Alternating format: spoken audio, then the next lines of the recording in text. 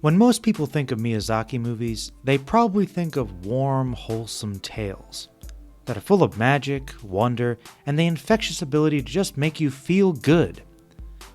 Most of his films are just so amazingly sweet, but without ever seeming sappy. They seem very genuine. When an artist creates something they want to share, they're trying to tell us something. It's pretty obvious, but I feel like with Miyazaki, it's just a perfect example of that being done very well. Hayao Miyazaki seems to want to share the wonder of the inner child that we really shouldn't forget about. Princess Mononoke is a bit different than his typical films. There are certainly magical elements and a strong environmental message, but when Miyazaki made Princess Mononoke, I kind of feel like it was his attempt to break away from typical assumptions made about him. You see, of all his films, this is easily the darkest and most violent. I'm not sure if that's what drew me to it. Miyazaki movies are interesting in that I discovered them at a fairly young age. While I still had a somewhat unformed idea of what anime was, I think this, Kiki's Delivery Service, and Spirited Away were the first films I was exposed to. Can you guess which one of these is not like the others? I wonder how audiences reacted to the guy who made heartfelt family films creating monstrous demons and had people burned alive and being decapitated by arrows. I'll never forget the sound of Ashitaka's arrow as it flings into the samurai warrior, sending his head flying off with a boing sound. Yes, Princess Mononoke is a bit violent, but I think with a point. While his films generally have a positive message, this one seems much more urgent. The environmental message isn't really subtle, but it's not overly preachy either.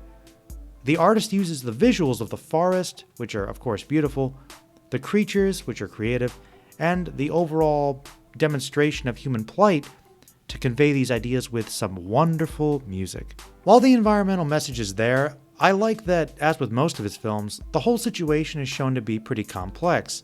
It's not an easy situation with easy solutions. Lady Eboshi is someone easy to hate at first, though when we learn her intentions and motivations, it's not so easy to just write her off as an evil person.